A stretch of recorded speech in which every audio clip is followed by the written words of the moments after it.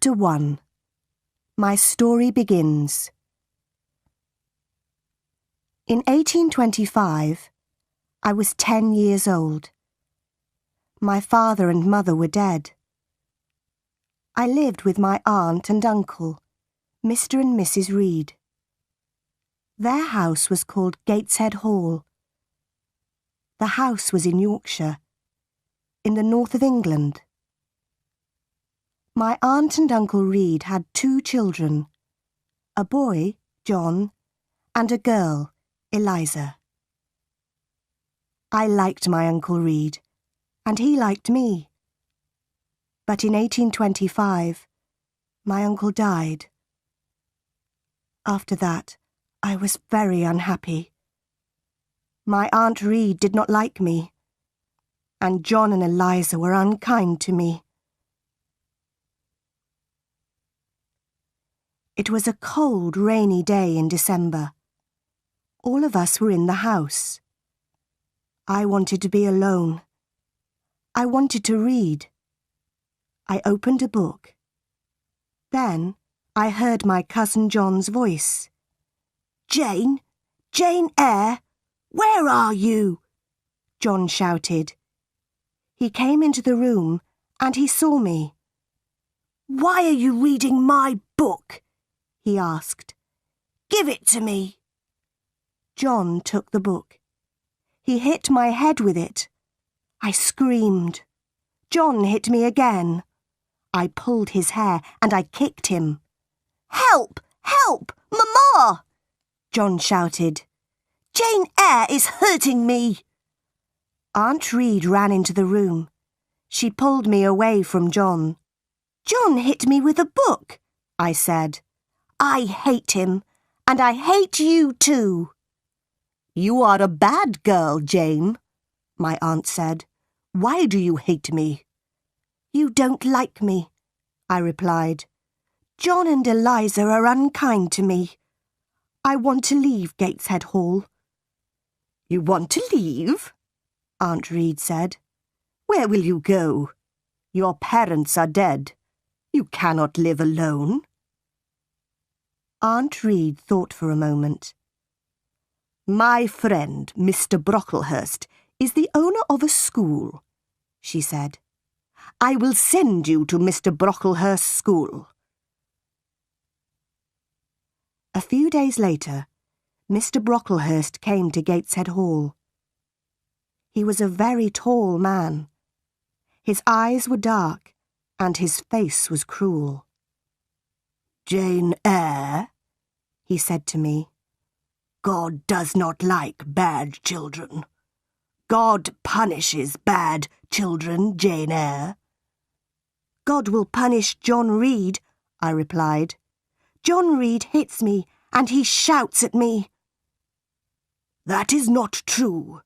You are a liar, Jane Eyre," Mr. Brocklehurst said. "You must not tell lies, and you must not live here with your cousins. You will come to Lowood School. You will become a good girl." "I want to come to your school, sir," I said. "I want to leave this house." "Bad girls are punished at my school, Jane Eyre," Mr. Brocklehurst said. "The girls work very hard at Lowood." "I will work hard. I will be a good pupil, Mr. Brocklehurst," I said. 2 weeks later, I left Gateshead Hall. I went to Lowood School.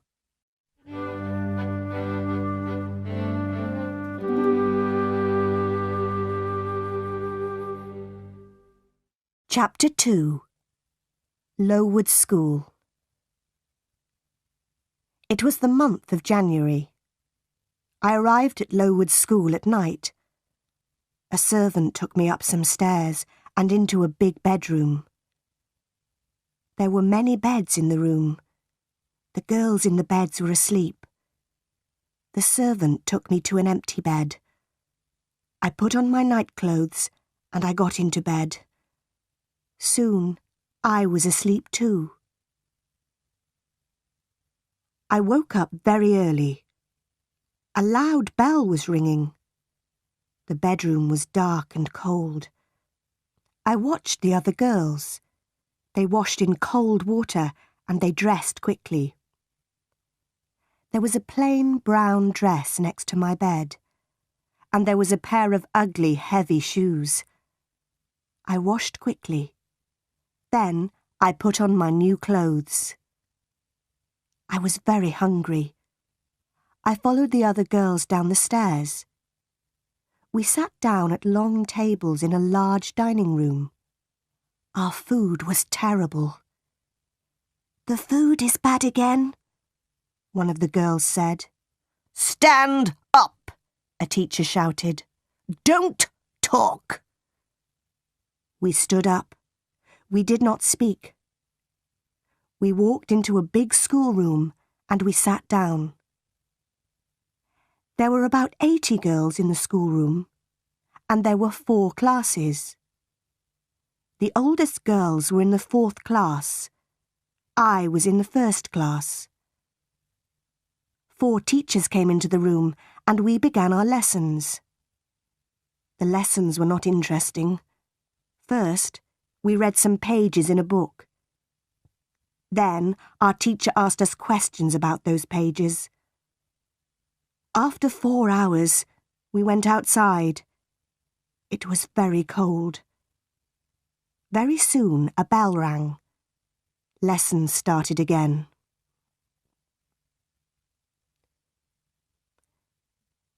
Three weeks passed. One afternoon, the head teacher came into the schoolroom. The head teacher's name was Miss Temple. Mr. Brocklehurst was with her. We all stood up. I stood behind an older girl. I did not want Mr. Brocklehurst to see me. Mr. Brocklehurst walked slowly round the room. Everybody was very quiet. And then I dropped my book. Mr. Brocklehurst stopped walking. He looked at me. "Ah, the new girl," he said. "Come here, Jane Eyre." Then he pointed at 2 of the older girls. "You 2 girls, put Jane Eyre on that high chair," he said. "Look at Jane Eyre, everybody," Mr. Brocklehurst said. "This child is bad. She is a liar. She will be punished. Miss Temple, teachers, girls, do not talk to this child." Then he spoke to me again. "Jane Eyre, you must stand on that chair for 2 hours," he said. "You are a bad girl." That evening, I cried and cried. But Miss Temple was kind to me. "You are a good pupil, Jane," she said, "and you are not a bad girl. I am your friend, Jane." "Thank you, Miss Temple," I said. Lowood School was in an unhealthy place. The buildings were wet and cold. Mr. Brocklehurst owned the school. He was a rich man. But he did not buy warm clothes for us. And he did not buy good food for us. Everybody hated him. In the spring, many of the girls became sick. Some of them left the school. They never came back. Many of the girls died. That spring was a terrible time. We had no lessons. Miss Temple and the other teachers took care of the sick pupils. Mr. Brocklehurst had to buy better food for us, and he had to buy warm clothes for us. Mr. Brocklehurst never came to the school. The next year, Lowood School moved to a better place. It was a healthier place. There were new schoolrooms, new bedrooms, and a new dining room. The new buildings were bright and clean. The teachers were happy. After that, I was happy at Lowood School too. I was a pupil at Lowood School for 6 years. Then I became a teacher. I was a teacher at the school for 2 years. But I never returned to Gateshead Hall, and the Reeds never wrote to me.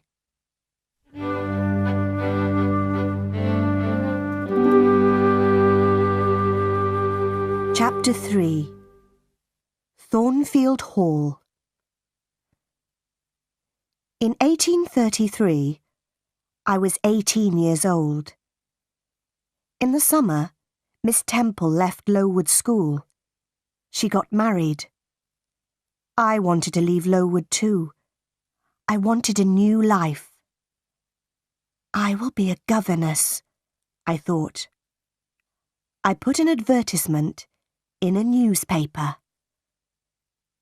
October 1833. Lowood.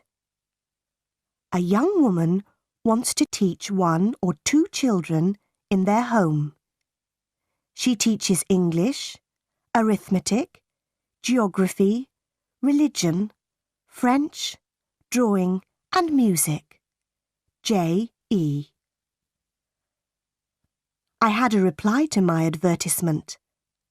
The reply was from Mrs. Fairfax of Thornfield Hall near Millcote. Millcote was about 70 miles from Lowood School. Mrs. Fairfax wanted a governess for a little girl. I wrote to Mrs. Fairfax immediately. I was going to be a governess at Thornfield Hall. I travelled to Millcote in a coach. At Millcote, a servant met me. He took me to Thornfield Hall. At Thornfield Hall, another servant opened the door. She was smiling. She took me into a small, warm room. A lady was in the room. She was sitting by the fire. "Are you Mrs. Fairfax?" I asked her. "Yes, my dear," she said. "And you are Miss Eyre. Are you cold? Sit by the fire, Miss Eyre.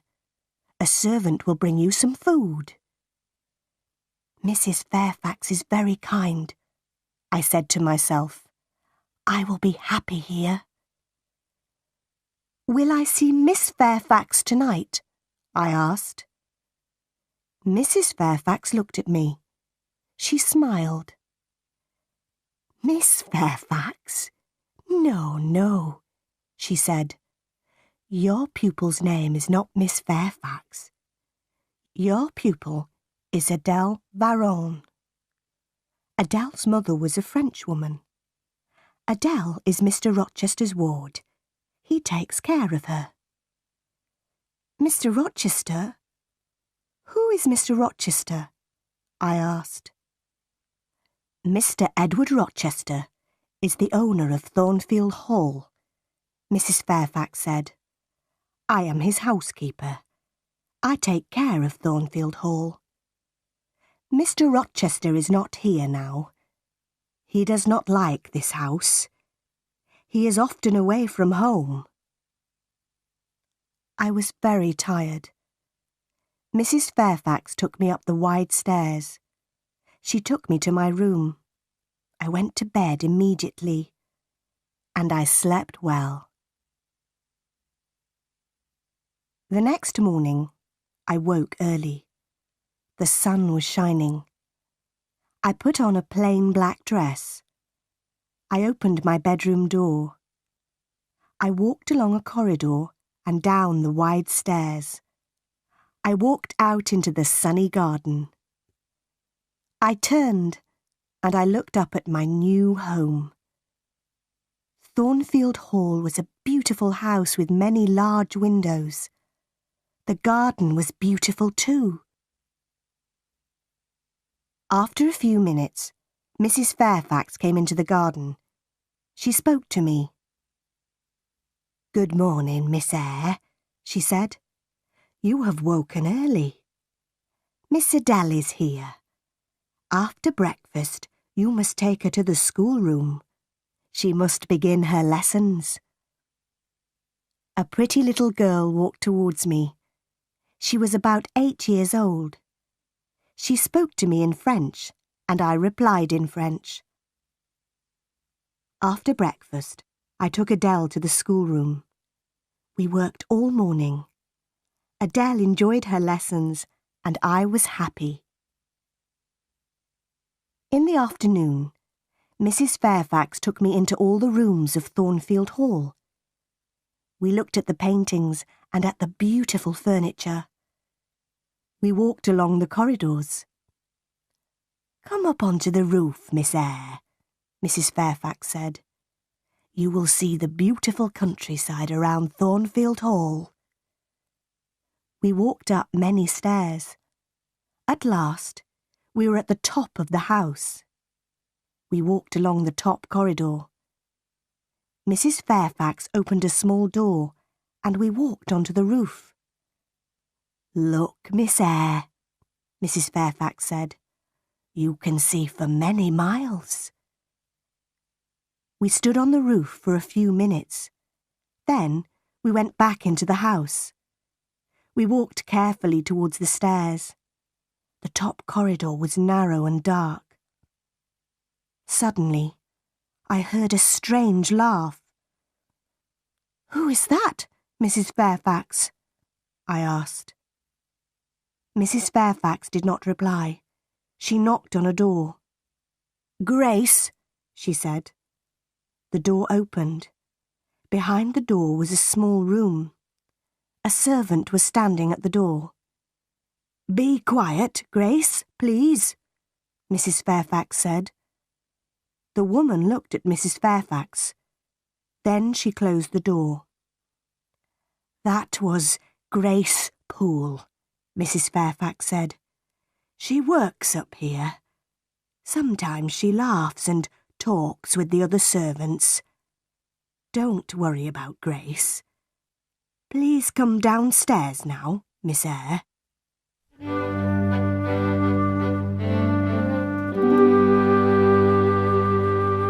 Chapter 4. Mr. Rochester. 3 months passed. I had not met the owner of Thornfield Hall. Mr. Rochester had not come home. One January afternoon, I went out and I walked towards the road. I was going to the village of Hay. I was going to post a letter in the village. Hay was 2 miles from Thornfield Hall. The day was fine, but it was very cold. I walked quickly, and soon I was near the village. Suddenly, a big black and white dog ran past me. A moment later, a man on a black horse followed the dog. Then I heard an angry shout. The dog ran past me again. It was barking loudly. I turned round. The horse had fallen on the icy ground, and the man had fallen from the horse. I walked towards them. "Can I help you, sir?" I asked. "My horse fell. I've hurt my foot," the man said. The horse stood up. The man tried to stand up too, but he could not stand. He fell onto the ground again. The man was about 35 years old. He was not handsome, but he had a strong face. He had dark eyes and black hair. He was not very tall, but his body was powerful. "I'll bring somebody from Thornfield Hall," I said. "Do you live at Thornfield?" the man asked. "I am the governess," I replied. "Ah, yes, the governess," the man said. "Help me, please." The man stood up very slowly, and he put his hand on my shoulder. He walked slowly towards his horse. I helped him. He pulled himself onto the horse. "Thank you. Now go home quickly," the man said. And he rode away. I walked on to the village, and I posted my letter. Then I returned to Thornfield Hall. Bright lights were shining in the big house. I went inside. A big black and white dog walked towards me. It came from the dining room. I had seen the dog before. "Whose dog is that?" I asked a servant. "It's Mr. Rochester's dog," the servant replied. "Mr. Rochester has come home, but he has hurt his foot. His horse fell on some ice." I smiled. The owner of Thornfield Hall had returned. But I did not see Mr. Rochester again that day. I saw Mr. Rochester the next day. He sent for me in the evening. I put on a clean dress. I brushed my hair carefully. Mr. Rochester was in the large sitting room. He was sitting in a big chair. His right foot was on a small chair. Mrs. Fairfax and Adele were sitting with him. "This is Miss Eyre, sir," Mrs. Fairfax said. Mr. Rochester looked at me. He did not smile. "Sit by the fire, Miss Eyre," he said. "Where have you come from?" "From Lowood School," I replied. "I was there for 8 years." "8 years?" Mr. Rochester said. "That is a long time. Who are your parents?" "I have no parents, sir," I answered. "They are dead." "But where is your home, Miss Eyre?" Mr. Rochester asked. "I have no home, sir. I have no family," I said. "Why did you come to Thornfield Hall?" Mr. Rochester asked. "I wanted to leave Lowood, sir," I replied. "I put an advertisement in a newspaper. Mrs. Fairfax replied to my advertisement." "Yes, I did," Mrs. Fairfax said. "Miss Eyre is a good teacher, Mr. Rochester." Mr. Rochester smiled for the first time. "You are very young, Miss Eyre," he said. "I am 18, sir," I replied. Mr. Rochester smiled again. He did not ask me more questions. After that evening, I did not see Mr. Rochester for a few days. Then, one night, he sent for me again. "Sit near me, Miss Eyre," he said.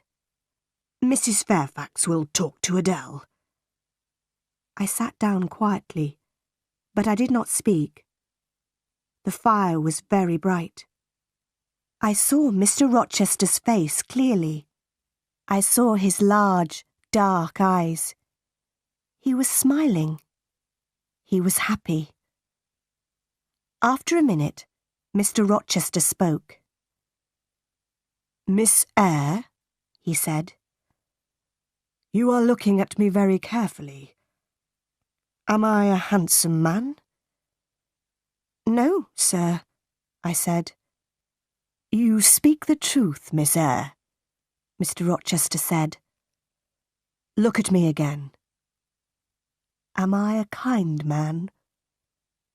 "No, sir," I said again. "You are smiling now, but you are not always kind." "That is true," Mr. Rochester replied. "I have had a difficult life. I have met bad people. I have been a bad person myself. Now Thornfield Hall is my home, but I hate this house. You are very young, Miss Eyre. You cannot understand me." "You are right. I don't understand you, sir," I said. I stood up. "Where are you going?" Mr. Rochester asked. "It is late. Adele must go to bed," I said. Are you frightened of me, Miss Eyre? Mr. Rochester asked. No, sir, I replied. But you say strange things, sir. Mr. Rochester smiled. Take Adele to her bedroom now, Miss Eyre, he said. We will talk again tomorrow. After that night, we talked together many times. Mr. Rochester was an interesting man, but he was a strange man too. I often thought about him. Why does Mr. Rochester hate Thornfield? I asked myself. Thornfield Hall is a beautiful place, but Mr. Rochester is not happy.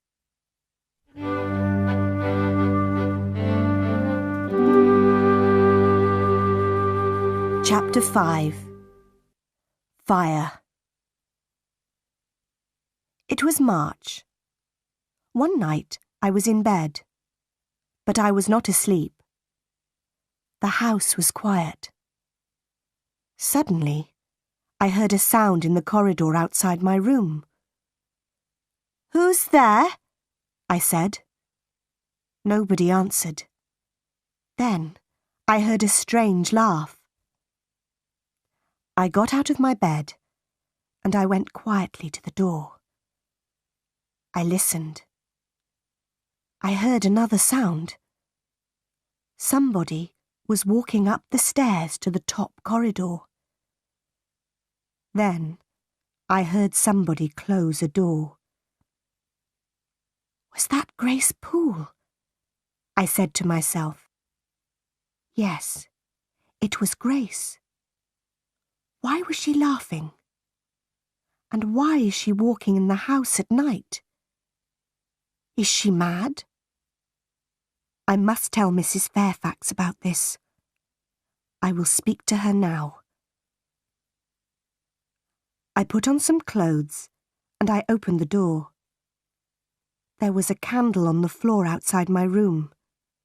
The candle was burning. There was thick smoke in the corridor. I went into the corridor. I looked around me. The door of Mr. Rochester's bedroom was open, and the smoke was coming from Mr. Rochester's room. I ran into the room. Wake up, sir! What happened, Jane? There was a fire, sir. Grace Poole tried to kill you. Stay here, Jane. Open the window. I'll go upstairs. I sat in a chair by the window. Time passed. At last, Mr. Rochester returned. Please don't worry, Jane, he said. Grace Poole is a strange woman, but she won't hurt anybody tonight. I stood up. Good night, sir, I said. Mr. Rochester held my hand. He looked at me, and he smiled. Thank you, my dear friend, he said. You saved my life tonight, Jane. Good night, sir, I said again. I went back to my bed. I was very tired, but at first I could not sleep. Suddenly, I understood something. I loved Mr. Rochester. He had smiled at me. He had held my hand. Did he love me? I did not know. But I thought about Mr. Rochester for a long time.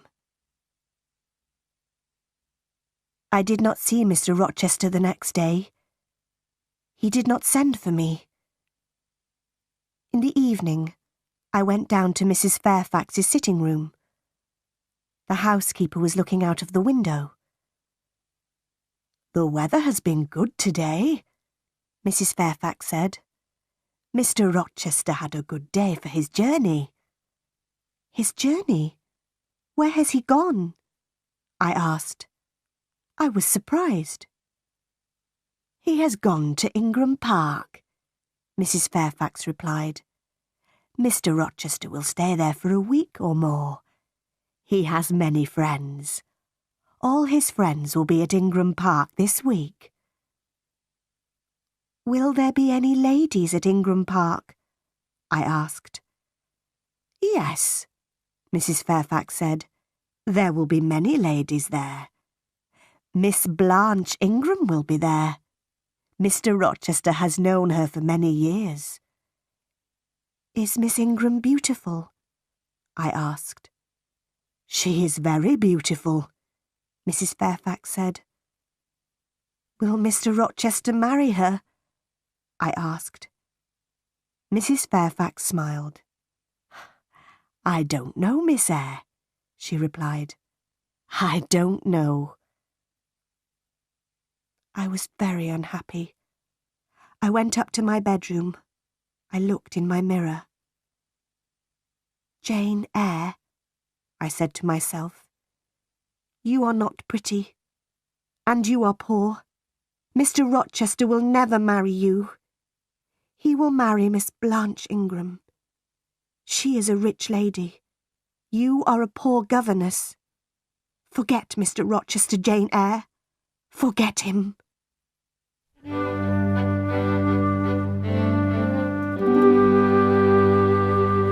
Chapter 6.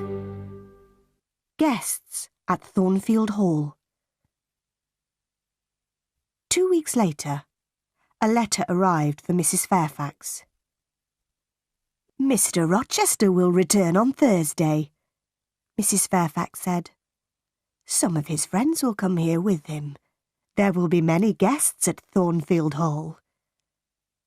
On Thursday evening, Mrs. Fairfax, Adele and I were in Adele's bedroom. Mrs. Fairfax was looking out of the window. "The guests are arriving now," Mrs. Fairfax said. I went to the window and I looked out. There were 3 carriages. 2 people were riding horses. Mr. Rochester was riding his big black horse. A beautiful young woman was riding a white horse. Mrs. Fairfax pointed to the young woman. "That is Miss Ingram," the housekeeper said. Then she went downstairs. Adele wanted to go downstairs too. "No, Adele," I said. "We cannot go downstairs tonight. Mr. Rochester is talking to his guests." The next day, Mrs. Fairfax came into the schoolroom. "Mr. Rochester wants you to meet his guests tonight, Miss Eyre," she said. "Adele must meet them too." Later, Adele and I went quietly into the sitting room. And soon 8 ladies came into the room. One of them was tall, dark, and very beautiful. She was Blanche Ingram.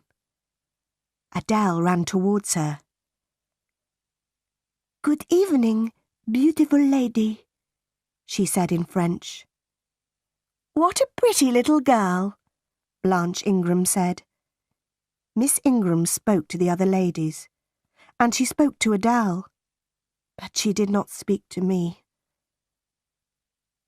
Half an hour later, the gentleman came into the room.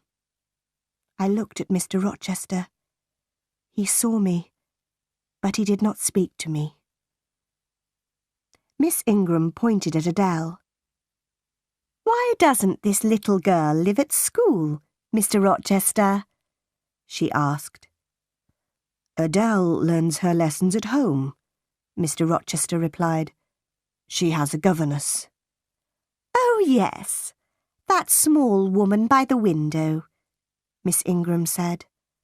"I had many governesses. I hated all of them. They were all ugly and stupid." Later, Miss Ingram and Mr. Rochester sang some songs together. Mr. Rochester had a fine voice. I listened to the songs. Then I left the room. Mr. Rochester followed me. "What is wrong, Jane?" he asked. "Nothing is wrong, sir," I said. "But I am tired. I am going to my room. Good night, sir." "You are tired. And you are unhappy too," Mr. Rochester replied. "There are tears in your eyes. Rest now, Jane. But please come and meet my guests tomorrow evening. Don't forget,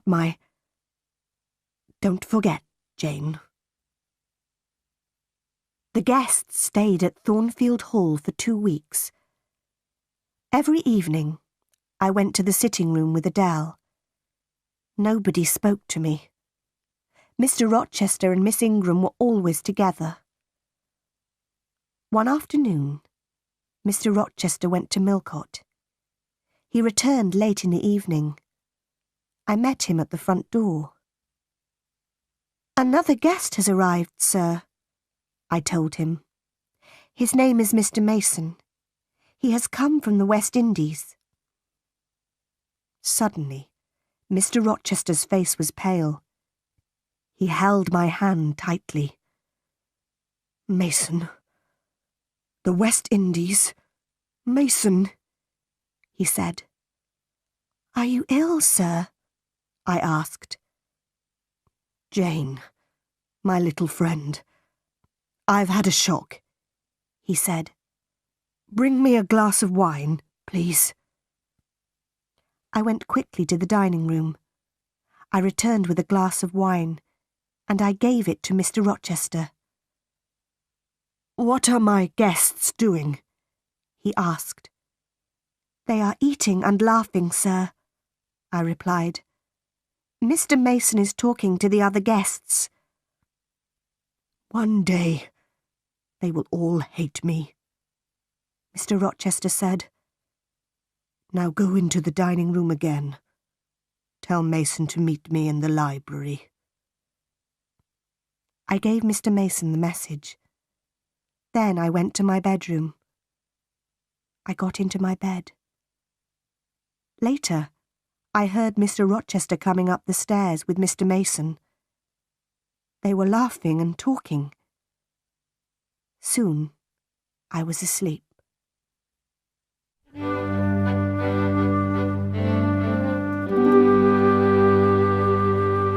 Chapter 7. A terrible night. Some hours later, I woke up. A terrible cry had woken me. The moon was bright. Its light was shining through my window. I listened. Then I heard somebody shouting. "Help! Help! Rochester! Help me!" The voice came from the top corridor. "Help! Help!" I got out of bed, and I put on a dress and some shoes. I opened my door. All the guests were in the corridor outside the bedrooms. They were all asking questions. "What happened?" they asked. "Is there a fire? Who is hurt? Where is Mr. Rochester?" "I am here," Mr. Rochester said. He was walking down the stairs from the top corridor. "What is wrong, Mr. Rochester?" Miss Ingram asked. "What has happened?" "Nothing is wrong," Mr. Rochester replied. "One of the servants has had a bad dream. Go back to bed." I went back to my room, but something was wrong. I did not get into my bed. I waited. Soon, somebody knocked on my door. I opened the door. Mr. Rochester was standing in the corridor. "Jane, follow me. Do not make a sound," Mr. Rochester said. We went up to the top corridor. Mr. Rochester unlocked a door, and we went inside a room. Mr. Mason was sitting on a chair in the room. His face was pale, and his shirt was covered with blood. Then I heard a terrible laugh. The sound came from the next room. Grace Poole is a mad woman, I thought. Why does Mr. Rochester have a mad servant? Mr. Rochester spoke quietly to Mr. Mason. "I am going to bring a doctor, Richard," he said. Then he spoke to me. "Stay here, Jane. Wash Mr. Mason's arm, but do not speak to him." Mr. Rochester left the room. I washed Mr. Mason's arm. We waited for Mr. Rochester and the doctor. Mr. Mason did not speak to me, and I did not speak to him. After 2 hours, Mr. Rochester returned. The doctor was with him. The doctor looked at Mr. Mason's arm. "She bit me," Mr. Mason said. "I came up here. I wanted to see her. I wanted to help her. But she bit me." "Be quiet now, Richard," Mr. Rochester said quickly.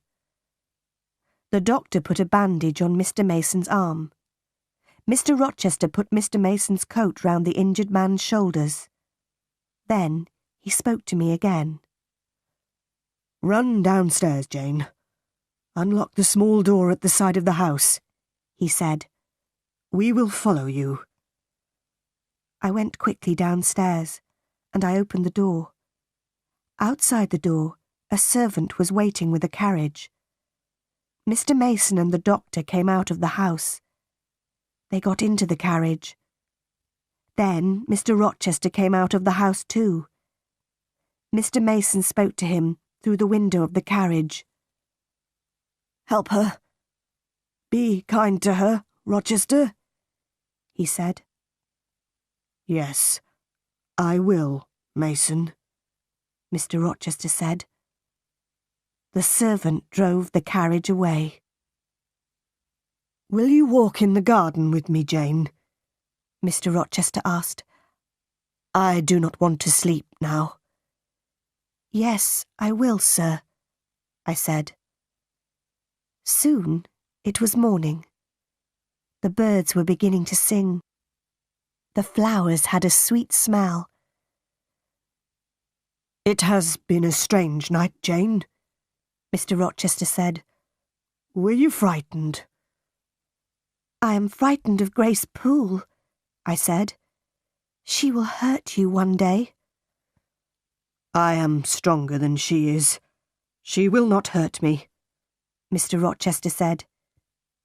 He looked at me for a few moments. "Are you my friend, Jane?" he asked me. "Yes, sir. I will be your friend forever," I replied. "Thank you, my dear," Mr. Rochester said. "I have made mistakes. Now I want to be happy. That is not wrong, is it, Jane?" He stopped speaking for a minute. Then he said, "Go into the house. I'll talk to you tomorrow." But the next day, I had a letter from Gateshead Hall, my Aunt Reed's house. The letter was from my cousin Eliza. Gateshead Hall. Dear Jane Eyre, my brother, John, is dead. My mother is very ill. She wants to speak to you. Please come quickly, Jane. Your cousin, Eliza Reed. I started the journey to my Aunt Reed's house immediately. I arrived there the next day. My Aunt Reed was very, very ill. She could not move, and she did not speak to me. I wanted to return to Thornfield Hall. I wanted to see Mr. Rochester. But Eliza wanted me to stay at Gateshead Hall. After 3 weeks, my aunt spoke to me at last. She spoke very slowly. "Are you Jane Eyre?" she asked. Yes, Aunt Reed. I am Jane Eyre, I replied. There is a letter for you, Aunt Reed said. It is in my desk. Call Eliza, please. She will get the letter. Eliza came into the room. She opened the desk and she gave me a letter. Read the letter, Jane, my aunt said. The letter had come from Madeira, but it was 3 years old. Madeira, October 1831. Dear Madam, I am Jane Eyre's uncle. I am a very rich man. I have no children. One day, Jane will have all my money. Tell her about me. She must write to me. John Eyre. I answered that letter, Aunt Reed said. I hated you, Jane. I did not want you to have your uncle's money. I wrote to John Eyre. I wrote, Jane Eyre is dead. She died at Lowood School. I am sorry, Jane. I was wrong. Mrs. Reed died that night. I left Gateshead Hall a few days later. I took my uncle's letter with me. Mr. Rochester met me at Thornfield Hall. Welcome back to my house, he said. This is your home, Jane. Thank you, sir, I said. I am very happy here. Mr. Rochester's guests had left. No other visitors came to Thornfield Hall. Every day, Mr. Rochester and I talked together. And every day, I loved him more.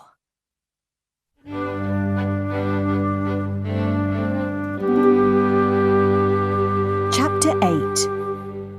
In the Garden. In June, the weather was hot. One evening, I walked into the garden. Mr. Rochester was there too. Do you like this house, Jane? He asked. Yes, sir, I replied. Soon, Adele will go to live at a school, Jane, he said. Then I will not want a governess here. Will you be sad then, Jane? Will you leave Thornfield Hall? Leave? I said quickly. Must I leave Thornfield? My dear. Mr. Rochester stopped. He was silent for a moment. Then he said, I am going to be married soon. Oh, sir, I said. Then I must go far away from Thornfield, far away from you, sir. I started to cry. I will always remember you, Jane, Mr. Rochester said. Will you forget me? No, sir, I replied. I will never forget you. I don't want to leave Thornfield, sir. I don't want to leave you. Don't leave, Jane, Mr. Rochester said. Stay here. He smiled at me. I must not stay here, sir, I said. You are going to marry Miss Ingram. I am poor. I do not have a pretty face. But I have a heart. It is a loving heart, sir. Jane, I am not going to marry Miss Ingram, Mr. Rochester said. She is rich. She is beautiful. You are poor. You are not beautiful. But I want to marry you. Will you marry me, Jane? For a moment, I could not speak. At last, I asked, Do you love me, sir? I do, he replied. "Then, sir, I will marry you," I said. And Mr. Rochester kissed me. "My dearest Jane," he said, "nothing can stop our marriage now. We will be married in a month, Jane." We kissed again. Then I said good night, and I went into the house. I went upstairs to my room. Later, I remembered my Uncle John Eyre's letter. "I will write to him in Madeira," I said to myself. "I will tell him about my marriage to Mr. Rochester. I am very happy. My uncle will be happy too." 4 weeks passed. Mr. Rochester was going to buy me many beautiful things. He was going to give me many presents. But I did not want these things. "No, Edward," I said. "I am not beautiful. I don't want beautiful things. I want you, Edward." It was the month of July. 2 days before our wedding day, Mr. Rochester went away. "I will return tomorrow," he said. "I love you, Jane." That night, I went to my bedroom early. My wedding dress and my wedding veil were in my room.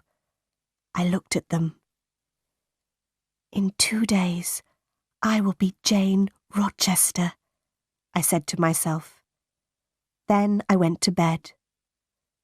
But I did not sleep well. The next day, Mr. Rochester returned. He looked at me carefully. "What is wrong, Jane?" he asked. "Your face is pale. Are you frightened?" "I had a very strange dream last night," I said. "It was a dream about this house. But in my dream, Thornfield Hall had no roof. The walls were burnt. They were black. In my dream, I tried to find you, but you were not in the house." "Are you afraid of a dream, Jane?" Mr. Rochester asked. "No, Edward," I replied. "But I woke up from my dream. There was a woman in my room. She was tall and heavy. She had long black hair." "The woman was holding a candle," I said. "She put the candle by my mirror. She put my wedding veil over her head, and she looked in the mirror. Then I saw her face. It was a strange, terrible face, Edward," I said. "Suddenly, the woman tore my veil into 2 pieces. She threw the pieces on the floor." "What happened next?" Mr. Rochester asked. "The woman held her candle near my face," I replied. "She looked at me, and she laughed. Then she went away." "This happened in your dream, Jane," Mr. Rochester said. "It did not happen in my dream, Edward," I said. "This morning, my wedding veil was on the floor of my room. It was torn. It was in 2 pieces." "But the woman did not hurt you, Jane," Mr. Rochester said. "Sleep in Adele's room tonight, my dear. You will have no more bad dreams."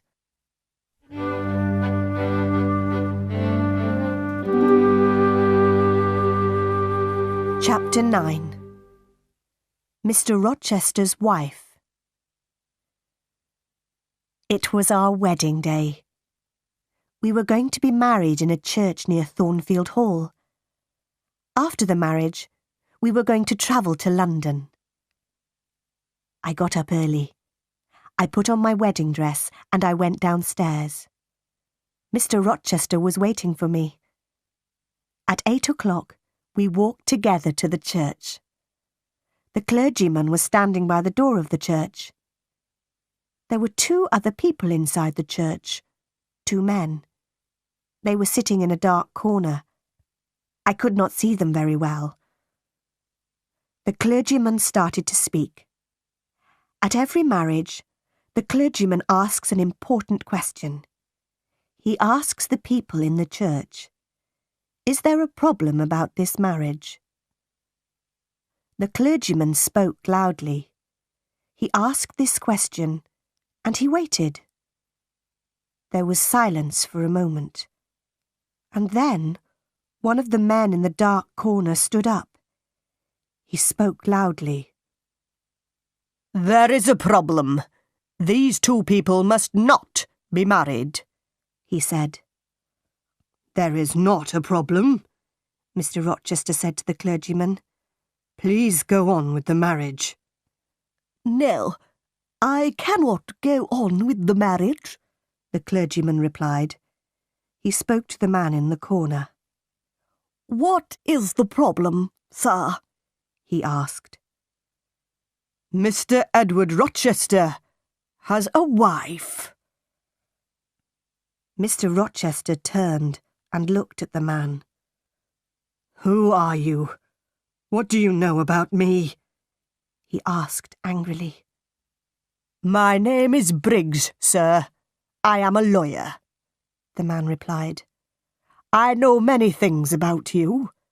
15 years ago you were married in the West Indies. Your wife's name is Bertha Mason.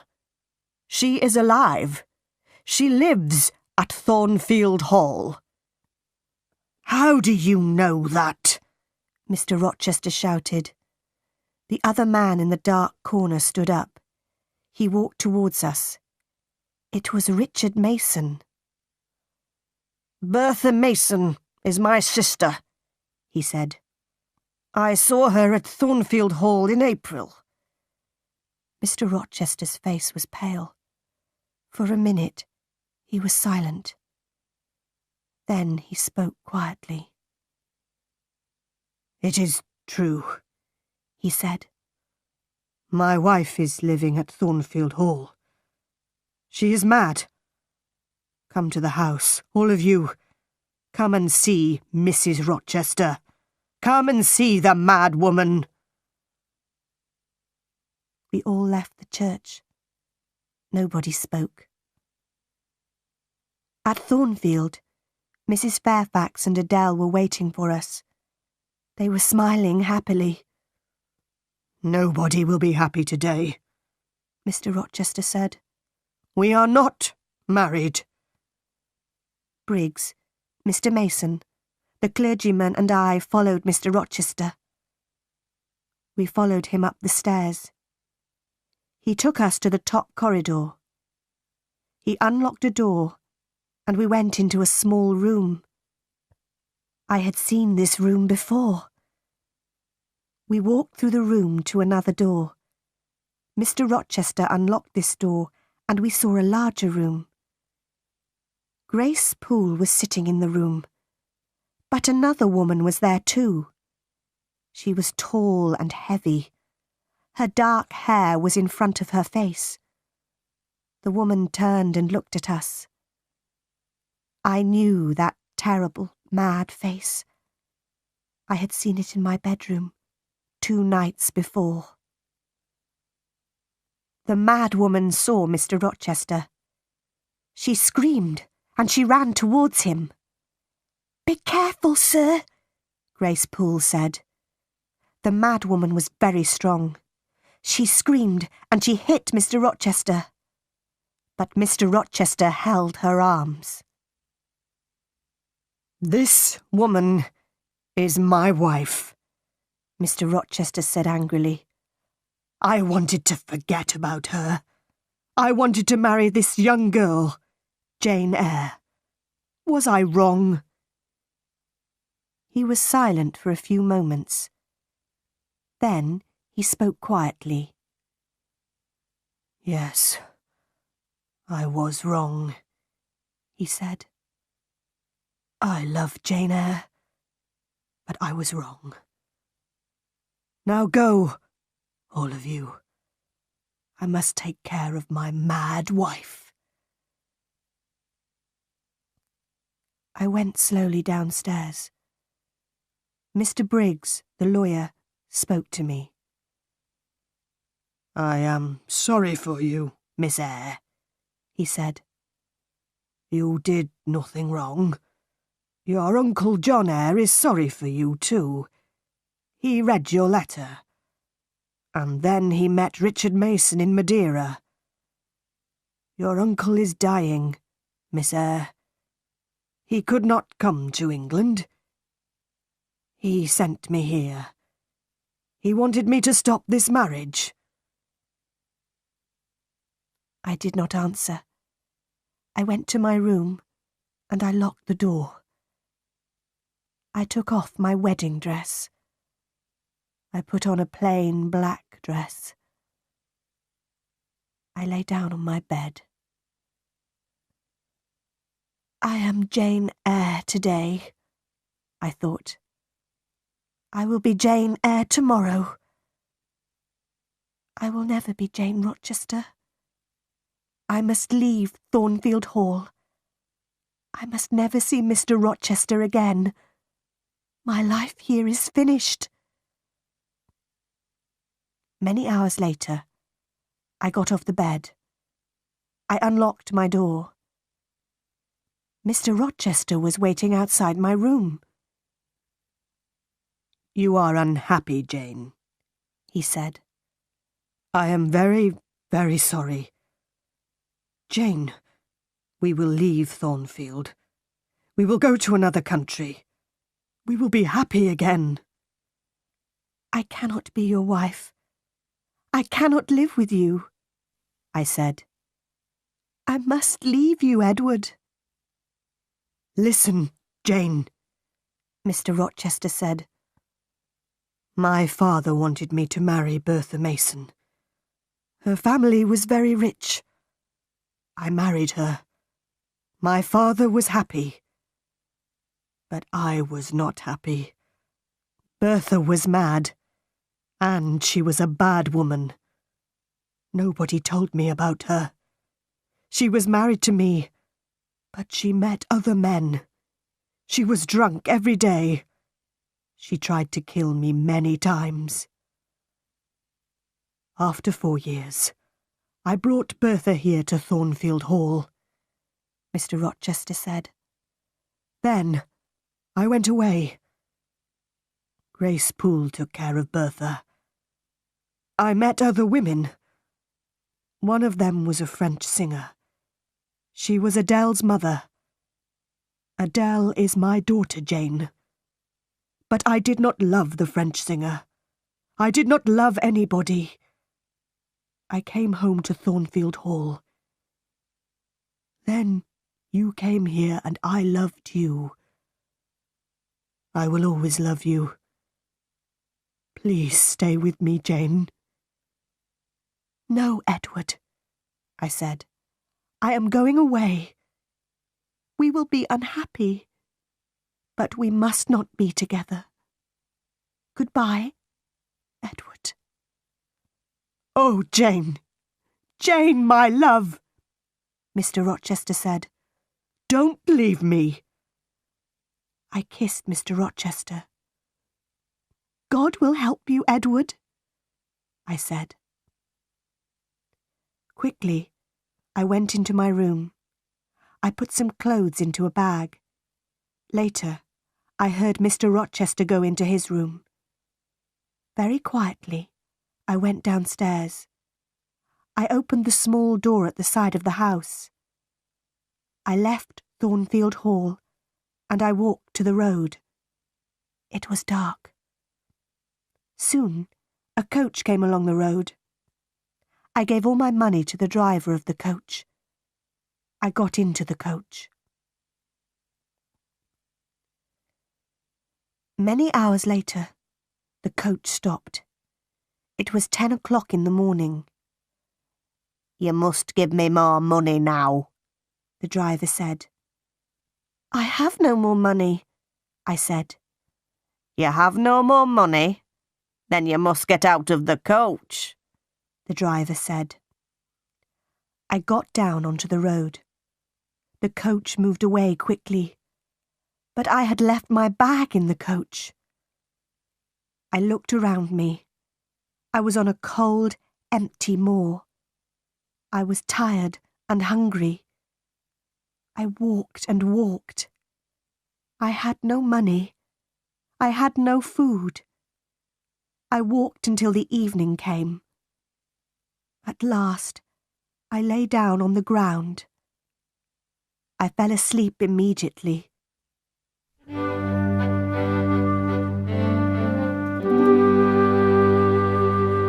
Chapter 10.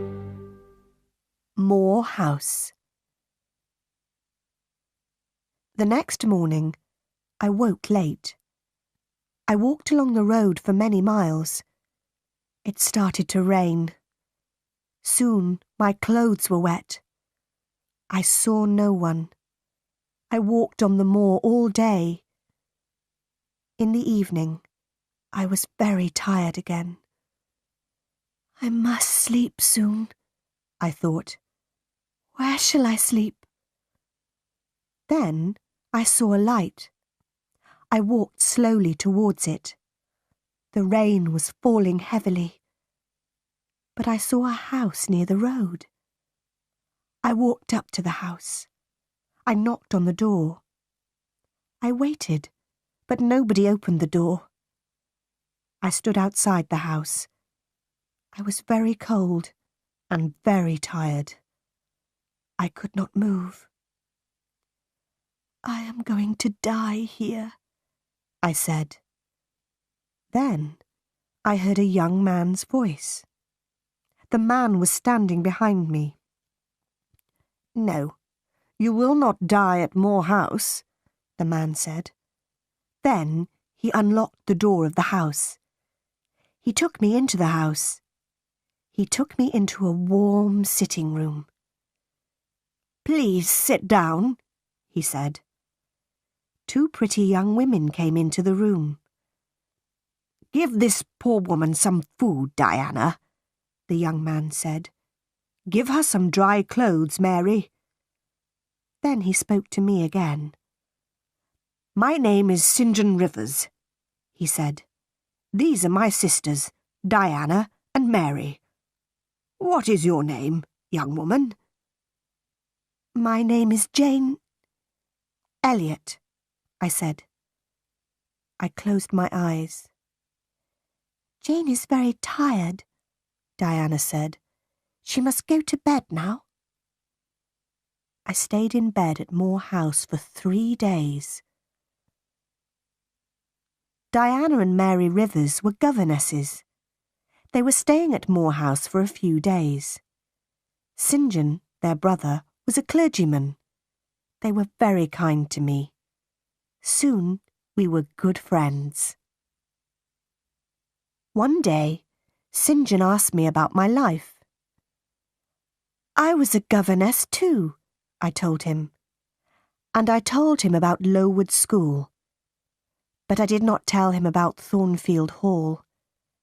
I did not tell him about Mr. Rochester.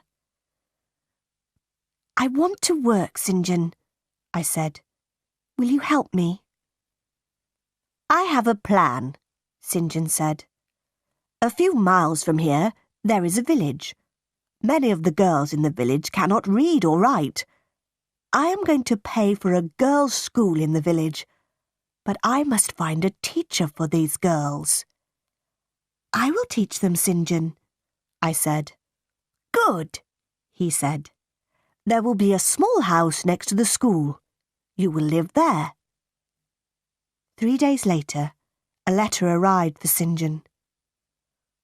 Diana, Mary, our Uncle John is dead, he told his sisters. But we will not have any of his money. He gave the letter to his sisters. They read it. Uncle John was our mother's brother, Diana told me. He was very rich, but he has given all his money to another niece. We do not know her. Soon I went to live in the village. I lived in the house next to the school. Every day I taught the girls. My pupils worked hard. But I was not happy. Every day I thought about Edward Rochester. Does he think about me? I asked myself. 4 months passed. One day, St. John Rivers came to my house. He was holding a letter. He was worried. What is wrong? I asked. I want to ask you 3 questions, Jane, he replied. Is your name Jane Elliot? Do you have another name? Do you know Jane Eyre? I looked at him for a moment. I did not speak. I have some news for Jane Eyre, St. John said.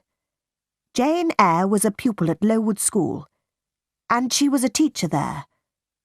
Then she was a governess at Thornfield Hall, the home of Mr. Edward Rochester. How do you know this? I asked. What do you know about Mr. Rochester? How is he?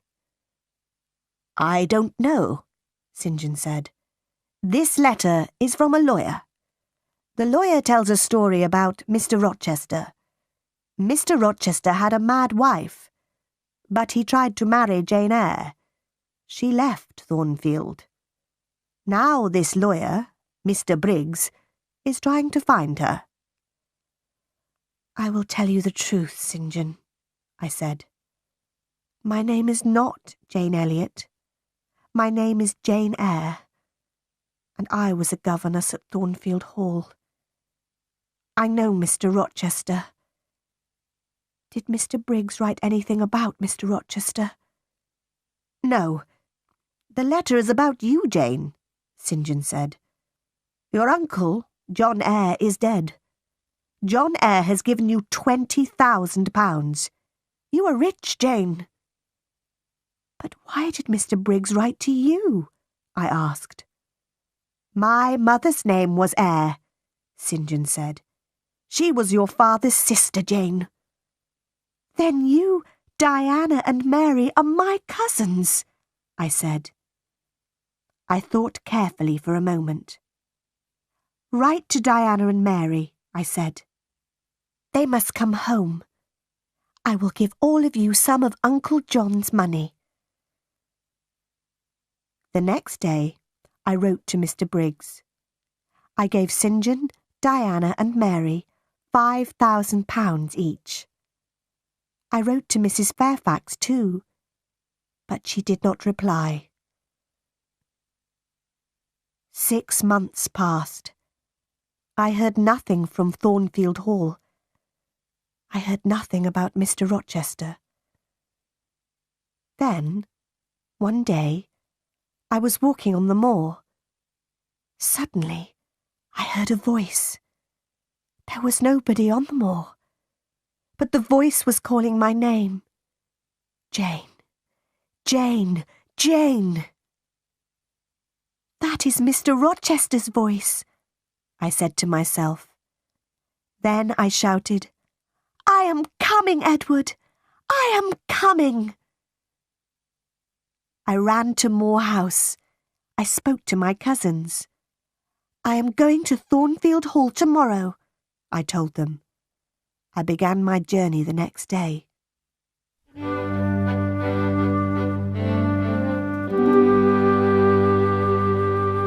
Chapter 11. My story ends. 2 days later, I got out of a coach. I was standing on the road near Thornfield Hall. I ran across the fields. Was Mr. Rochester at Thornfield? Was he ill? And then I saw the house. The house had no roof. Its walls were burnt and black. Nobody was living there. I looked at the burnt black house. I had seen this before. I had seen it in a dream. I was frightened. Where was Edward Rochester? I went to the village of Hay. I asked about Thornfield Hall. I asked about Mr. Rochester. 3 months ago, there was a fire at Thornfield Hall, a man told me. The madwoman burnt the house. She was Mr. Rochester's wife. Was Mr. Rochester in the house? I asked. Yes, he was there, the man replied. He tried to save his wife's life. He went into the burning house, but the madwoman jumped from the roof. She died. Was Mr. Rochester hurt? I asked quickly. Yes, he was badly hurt, the man said. He is blind. He can't see. And he has only one hand. Where is he? I asked. Where is he? He is living at Ferndean. It is an old house, about 30 miles away, the man said. Do you have a carriage? I asked. I must go to Ferndean immediately. I got out of the carriage near Ferndean. I walked to the house. I knocked on the door. A servant opened it. I knew her. Oh, Miss Eyre, you have come, she said. Mr. Rochester has been calling your name. A bell rang in another room. That is Mr. Rochester's bell, the woman said. He wants some candles. There were 2 candles on a table near the door. The woman lit them, and she picked them up. Mr. Rochester is blind, but he always burns candles in his room in the evenings, she said. Give the candles to me, I said. I'll take them to him. I opened the door of Mr. Rochester's room. His black and white dog was sitting by the fire. The dog jumped up and ran towards me. Who is there? Mr. Rochester said. Don't you know me, Edward? I asked. Your dog knows me. I put the candles on a table. I held Mr. Rochester's hand. I know that voice, and I know this little hand, Mr. Rochester said. Is that you, Jane? Yes, sir. I have found you at last, I said. I will never leave you again. Then I told Mr. Rochester my story. Why did you leave your cousins, Jane? Mr. Rochester asked. Why did you come back to me? I am blind. I have only one hand. I will take care of you, Edward, I said. But I don't want a servant, Mr. Rochester replied. I want a wife. You will have a wife, Edward, I said. I will be your wife. I will marry you. I loved you very much at Thornfield Hall. Now, I love you more. Mr. Rochester and I got married. After a time, his eyes were better. He could see a little. He saw the face of our first child. My dear Edward and I are very happy.